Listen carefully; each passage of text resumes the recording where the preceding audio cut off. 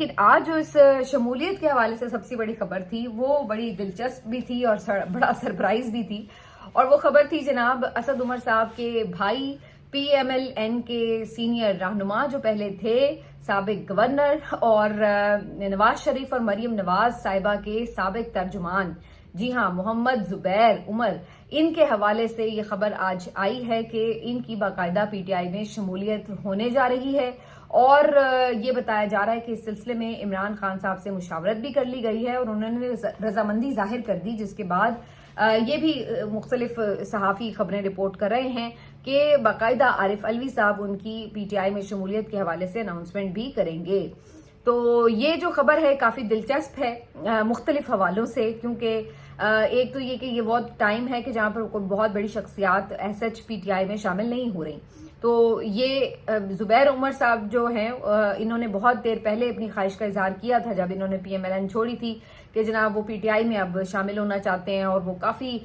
Shows کے اندر جب آتے بھی تھے، حالانکہ وہ کسی بھی اس وقت پارٹی کو ریپرزینٹ نہیں کر رہے تھے، لیکن وہ پی ٹی آئی کو بہت سپورٹ کر رہے تھے، عمران خان صاحب کی بڑی تعریفیں کرتے تھے، اور انہوں نے meanwhile P M L N کے بھی بڑے بھید کھولے۔ تو یہ وہ آدمی ہیں جن کو آپ کہہ سکتے ہیں کہ یہ گھر کا بھیدی ہے پی ایم ایل این کا، اور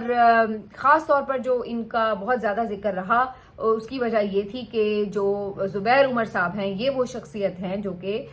جنرل باجوہ کے ساتھ، جو پی ٹی آئی کی جب دور حکومت تھا اس وقت جنرل باجوہ کے ساتھ پی ایم ایل این کے معاملات کو سیٹل کرانے میں، پوری ڈیل کرانے میں، مختلف ملاقاتیں کروانے میں یہ اہم کردار اور برج کا کردار تقریباً ادا کرتے رہے، اور یہ آن ایئر بھی انہوں نے آ کے اس وقت بھی ایکسیپٹ کیا کہ جی بالکل ان کی ملاقاتیں ہوئی ہیں اس سلسلے میں۔ تو مریم نواز صاحبہ کو جو ایک آسان راستہ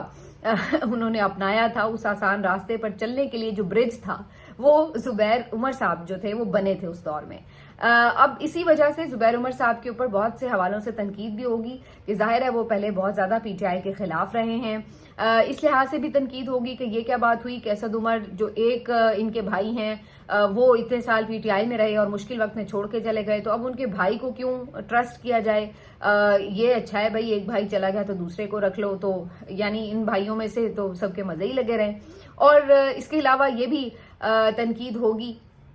کہ بھائی یہ تو نظریاتی بندہ ہی نہیں ہے، یہ تو ان کی بھی ڈیل کرا رہا تھا، تو اس کا مطلب ہے یہ تو پی ٹی آئی میں بھی آ کے ڈیل کرانے کی کوشش کرے گا، تو ان کو آپ کیوں شامل کر رہے ہیں؟ کہیں ایسا تو نہیں کہ یہ بھی کسی ایجنٹ کی طرح بیچ میں داخل ہو رہے ہوں؟ تو بہت سے ان کے حوالے سے جہاں تنقیدی ریمارکس ہیں تو وہیں بہت سے لوگ اپریشیٹ بھی کرتے نظر آ رہے ہیں۔ ان کا یہ خیال ہے کہ جو زبیر عمر صاحب ہیں انہوں نے چونکہ اس طرح کے معاملات کو پہلے ڈیل کیا ہے تو وہ بہتر اس سلسلے میں مشاورت میں کردار ادا کر سکتے ہیں، پی ایم ایل این کے جو اندرونی معاملات ہیں ان سے بڑے قریبی طور پر واقف ہیں، تو اس کا بھی فائدہ ہو سکتا ہے کہ جب آپ ظاہر ایک ٹائم گزارا ہوتا ہے ایک جماعت میں تو آپ کو ان کی سوچ کا، ان کے مختلف حوالوں سے ویک پوائنٹس کا، بہت ساری چیزوں کا پتہ ہوتا ہے، تو جب آپ ایسے بندے کو لے کے آتے ہیں تو وہ آپ کے لیے گھر کے بھیدی کی طرح لنکا ڈھانے کے لیے تیار رہتا ہے۔ اور اس کے علاوہ جو بہت سے لوگ ہیں ان کا یہ بھی کہنا ہے کہ بھائی جو انہوں نے جب دیکھا کہ انہوں نے پی ایم ایل این نے اپنا ووٹ کا عزت دو کا بیانیہ چھوڑا ہے تو اس کے بعد انہوں نے ایک نظریاتی طور پر اس جماعت کو چھوڑ دیا، حالانکہ ان کے لیے بھی آسان تھا، وہ پی ایم ایل این میں رہتے تو آج وہ بھی ممکن ہے کہ کسی عہدے وغیرہ پر ہوتے، لیکن انہوں نے اقتدار کے دور میں پی ایم ایل این کو چھوڑا، جس کا مطلب یہ ہے کہ وہ نظریے کے ساتھ کھڑے ہوئے۔ تو یہ ساری جو ہے وہ ڈسکشن ہمیں نظر آ رہی ہے، لیکن میں یہ سمجھتی ہوں کہ یہ تمام باتیں جو ہیں یہ قبل از وقت ہو رہی ہیں، جب تک کہ اس کے اوپر پراپر ایک اناؤنسمنٹ نہیں ہو جاتی یہ دیکھ رہا نہیں جاتا، تڑپ ہی ایسی ہے نا۔ سمجھ رہے ہو نا؟